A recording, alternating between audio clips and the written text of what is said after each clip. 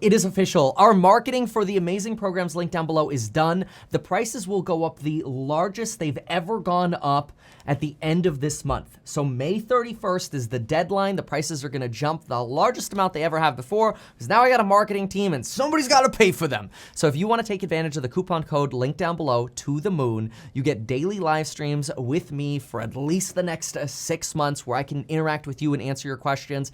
And you get all of my alerts if you get into stocks and psychology of money, but also check out the other courses on real estate investing, YouTube, making YouTube videos, making money with YouTube, do-it-yourself property management, sales. Check out the programs, link down below.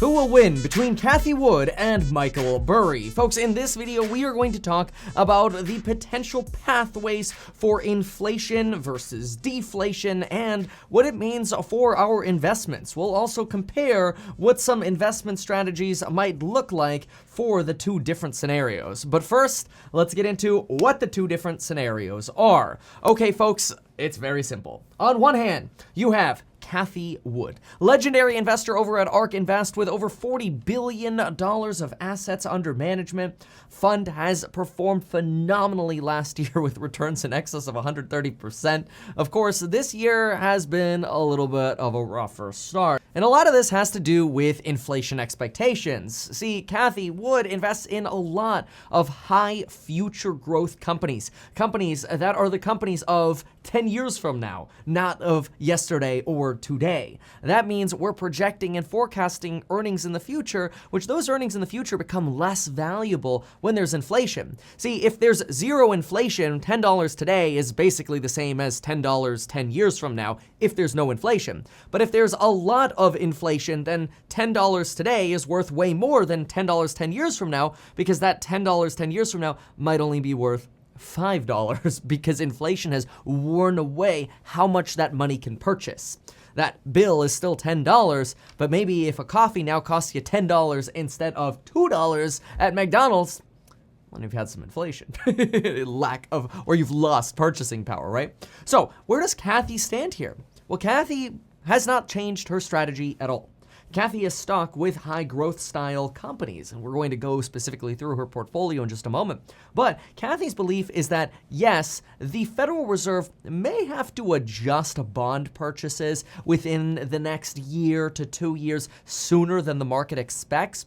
And this bond tapering, or the government no longer purchasing bonds, might lead rates to go up, general interest rates to go up, and could eventually lead the Fed to increase interest rates for the market in general. Discount rate, Fed funds rate, and then prices in equities might suffer in the short term because of higher rates and bond tapering as a response to some inflation happening.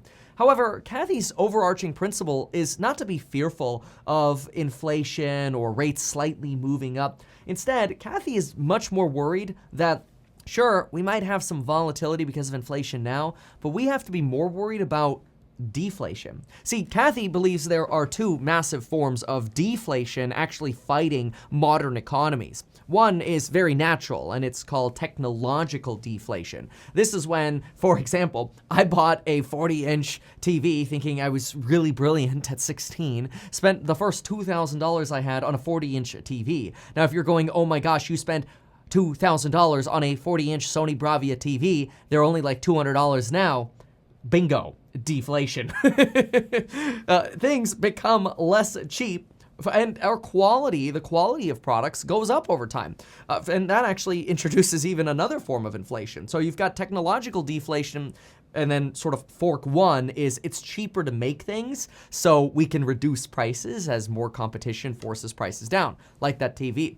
But beyond being cheaper to make things, picture this. The iPhone, unsubsidized when the iPhone 1 came out, was about $1,000. You can get an iPhone today also for about $1,000, the iPhone 12. Maybe not the biggest one, but you could get a comparable iPhone also for about $1,000. But a lot of folks say, wait a minute, I don't need the $1,000 version. Give me the $600 version, and it does way more than it used to do, and it's good enough for me. So not only has it become cheaper to produce iPhones, but the quality has gone up substantially. That's a two-folded style of deflation. The price of the same quality product went down, but then quality went up so high that we don't actually need to spend that much money anymore on still having a very good product, whether that's a phone or a computer or whatever. So that's technological deflation, which Cathie Wood thinks is going to be probably the biggest drag on inflation going forward. She's regularly talking about how the cost of batteries are coming down, and this is going to be great for EV manufacturers. Ford today mentioned they expect their battery costs will decline by 40% by 2025. This is technological deflation, and that outweighs inflationary pressures like money printing. See, money printing, a lot of folks say like, hey, it has to cause inflation. Well, it does, but to what level does it cause inflation? See, inflation, again, reducing our purchasing power, making the value of our dollar kind of erode over time, encouraging us to spend. It helps us wash away debt. There are fairness debates around inflation. Fed wants inflation around 2%. Quite frankly, we might be in an environment where without the Fed or without modern fiat, we might actually be experiencing regular deflation year after year after year, which tends to encourage savers and not spenders. It encourages paying off debt and not having debt, which potentially shrinks the size of your economy, which generally politicians and economists don't want to see. So anyway, the argument is we want some inflation, but not too much. And the money printing gets us out of the hole of deflation. But there's also a secondary pressure of deflation that Cathie Wood talks about, and then we'll talk about Michael Burry. So the second part of deflation actually has to do with prices going down because legacy companies that fail to adopt to modern times, modern technologies, have to start dropping prices. An easy example for this that I'm just making up because it's not 100% true right now is imagine 5 years from now, you could buy an electric car for $25,000 that goes 0 to 60 in 2 seconds and has a 500-mile range. Why would you ever buy a $35,000 souped-up hybrid that goes 0 to 60 in 6 seconds? You wouldn't. So if companies don't adapt to where vehicles are going and where cost curves are colliding, then what happens is those companies selling older legacy products, oftentimes these companies, by the way, having a lot of debt, they'll, under the pressure of debt and the pressure of being competitive, be forced to lower their prices to basically get their crap off the shelves. That, in essence, lowers prices. So you have massive deflationary pressures. That's the Cathie Wood deflationary camp. Temporary inflation, sure. Long-term, deflationary pressures. And you want to invest for those sorts of pressures, which means investing for long tech, essentially. All right, that's one side. Then you have Michael Burry. Michael Burry believes, no, we are about to have problems hit the fan. Doo-doo is about to hit the fan. Why? Because when the Federal Reserve realizes that they have to taper bond purchases because they're overstimulating the market with too much inflation, they'll start pulling back their support, and they might think they'll be able to reduce inflation by just stopping the flywheel of money printing or slowing it down, but they might actually lose complete control. And inflation might not sit at 2% or 4% where it sits now year over year. It might go to 5 or 6%, or even 7 or 8%. And then the Federal Reserve is going to be forced to raise rates, which we already know, and now reference the interview that I always reference. Sarah Eisen's blunt question to Jerome Powell was, hey, Jerome, look, if you're wrong and you have to control inflation, what's your principal tool? You're going to raise rates, aren't you?